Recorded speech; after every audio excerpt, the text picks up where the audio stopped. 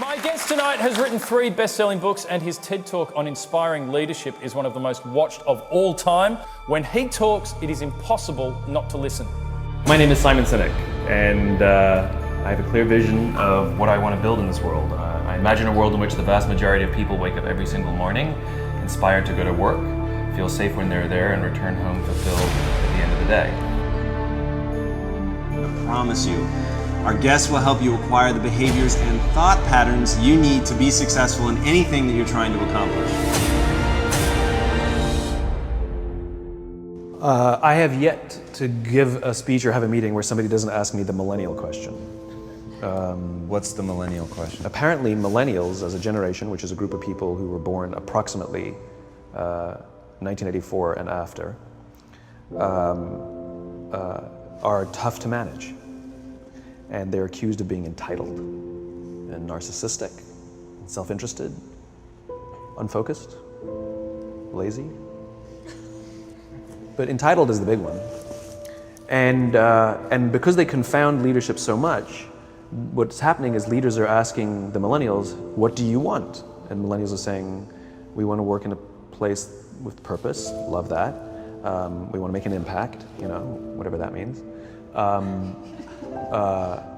We want free food and beanbags. And so somebody articulates some sort of purpose, there's lots of free food and there's beanbags, and yet for some reason they're still not happy. And that's because they're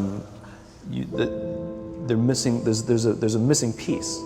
What I've learned is that I can break it down into 4 pieces, right? There are four things, 4 characteristics. One is parenting, the other one is technology, the third is impatience, and the fourth is environment.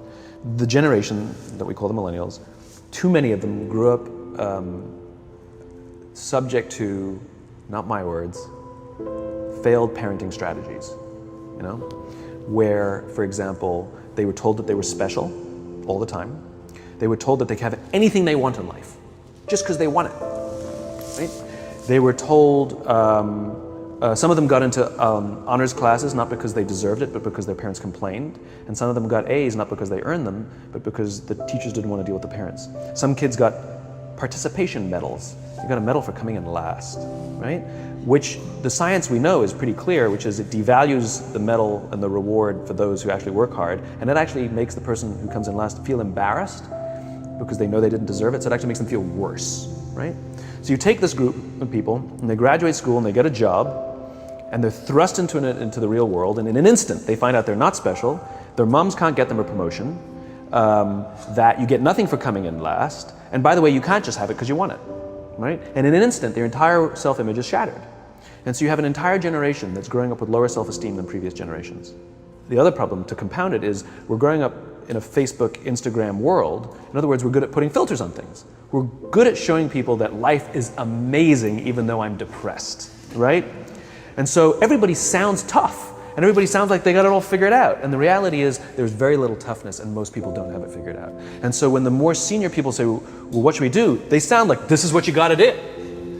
And they have no clue, right? So you have an entire generation growing up with lower self-esteem than previous generations, right? Through no fault of their own, right? They were dealt a bad hand, right?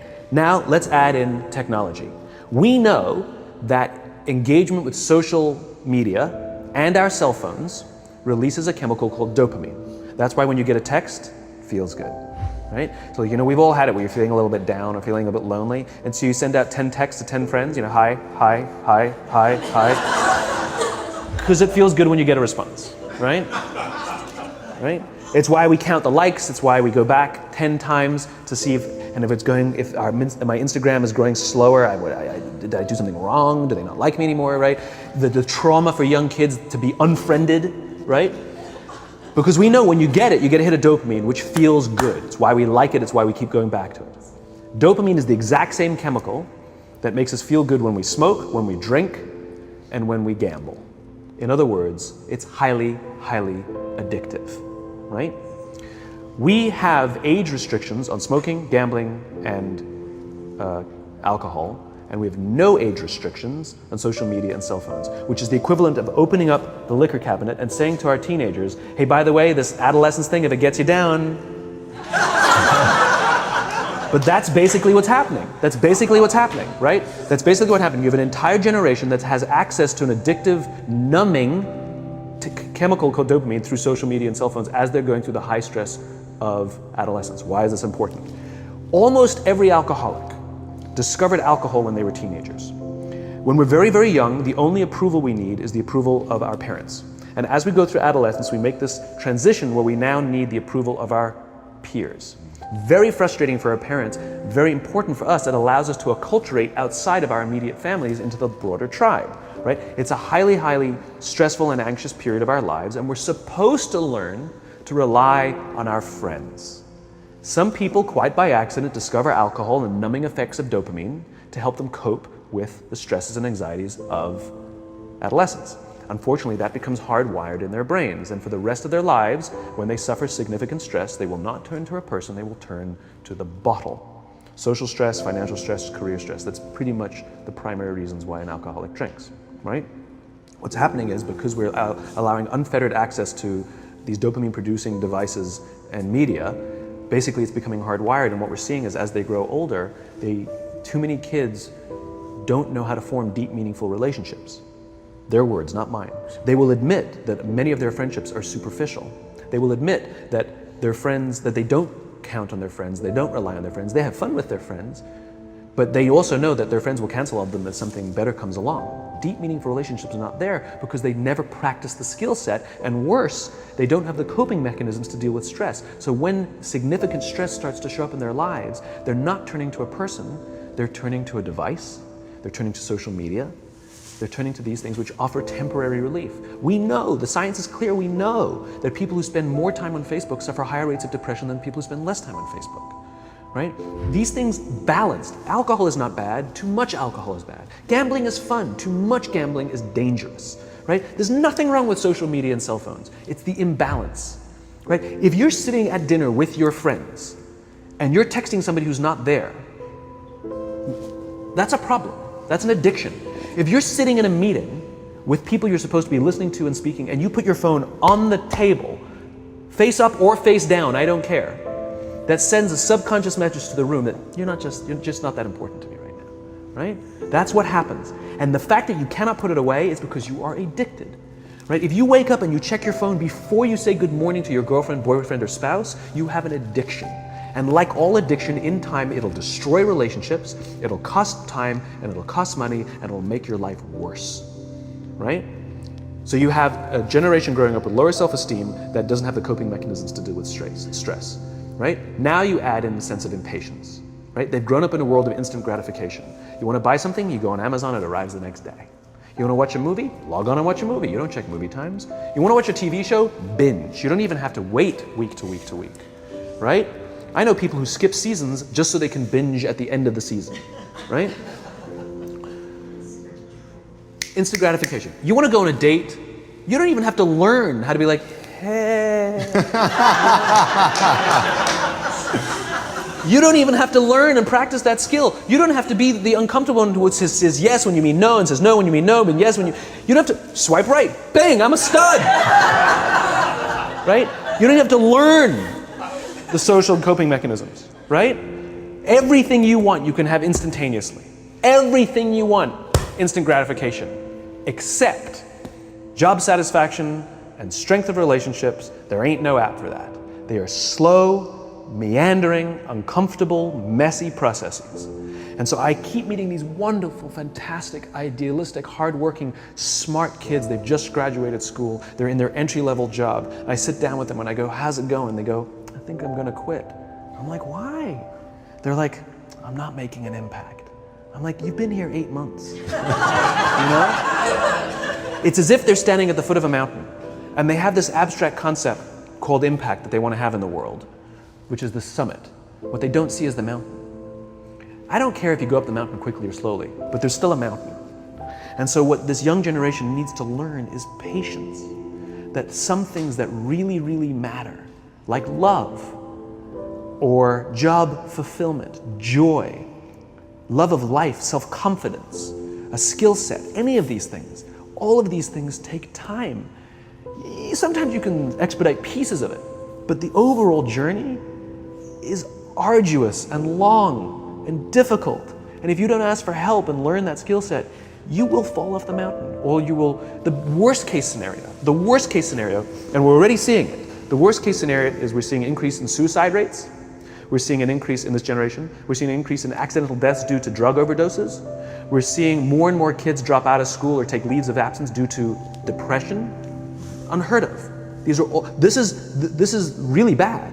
The best case scenario, those are all bad cases, right? The best case scenario is you'll have an entire population growing up and going through life and just never really finding joy. They'll never really find deep fulfillment in work or in life. They'll just waft through life and it'll be just, it's fine.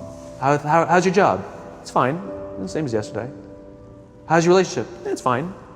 Like that's the best case scenario, which leads me to the fourth point, which is environment, which is we're taking this amazing group of young, fantastic kids who were just dealt a bad hand. It's no fault of their own.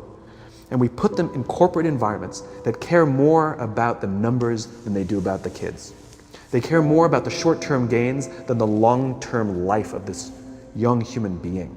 We care more about the year than the lifetime, right? And so we are putting them in corporate environments that aren't helping them build their confidence, that aren't helping them learn the skills of cooperation, that aren't helping them overcome the challenges of a digital world and finding more balance, that isn't helping them overcome the need to have instant gratification and teach them the joys and impact and the fulfillment you get from working hard on something for a long time that cannot be done in a month or even in a year.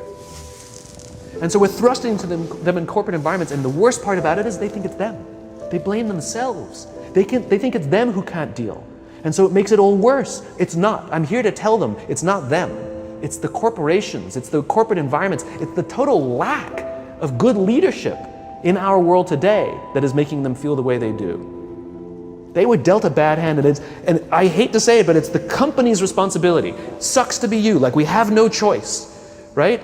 This is what we got, and I wish that society and their parents did a better job. They didn't. So we're getting them in our companies, and we now have to pick up the slack. We have to work extra hard to figure out the ways that we build their confidence. We have to work extra hard to find ways to teach them the social skills that they're missing out on. There should be no cell phones in conference rooms.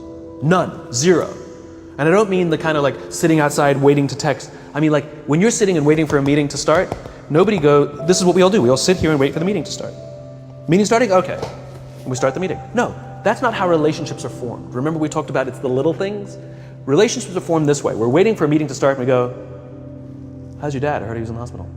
Oh, he's really good. Thanks for asking. He's actually at home now. Oh, I'm really glad. It was really amazing. I know, it was really scary for a while. That's how you form relationships.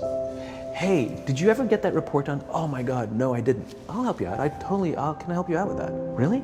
That's how trust forms. Trust doesn't form at an event in a day. Even bad times don't form trust immediately. It's the slow, steady consistency. And we have to create mechanisms where we allow for those little innocuous interactions to happen. But when we allow cell phones in conference rooms, we just, okay, have the meeting. And then my favorite is like when there's a cell phone there and you go like this, you go. It rings and you go. I'm not gonna answer that. Like, Mr. Magnanimous, you know?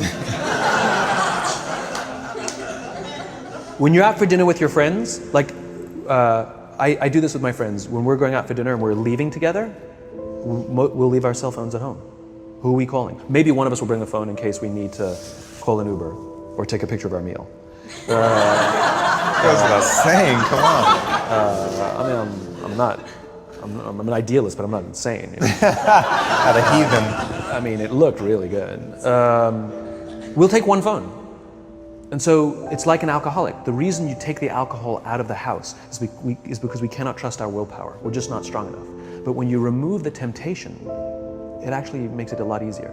And so when you just say, don't check your phone, people literally will go like this. And somebody will go to the bathroom, and what's the first thing we do? Because I wouldn't want to look around the restaurant for a minute and a half, you know? But if you don't have the phone, you just kind of enjoy the world. And that's where ideas happen. The constant engagement is not where you have innovation and ideas. Ideas happen when our minds wander and we go, and you see something, I bet they could do that. That's called innovation, right? But we're taking away all those little moments, right? You should not, and none of us should charge our phones by our beds. We should be charging our phones in the living rooms, right? Remove the temptation. You wake up in the middle of the night because you can't sleep, you won't check your phone, which makes it worse. But if it's in the living room, it's relaxed, it's fine. But it's my alarm clock. Buy an alarm clock. They cost $8, right? I'll buy you an alarm, right? But the point is we now in industry, whether we like it or not, we don't get a choice. We now have a responsibility to make up the shortfall and to help this amazing, idealistic, fantastic generation build their confidence, learn patience, learn the social skills, find a better balance between life and technology. Because quite frankly, it's the right thing to do.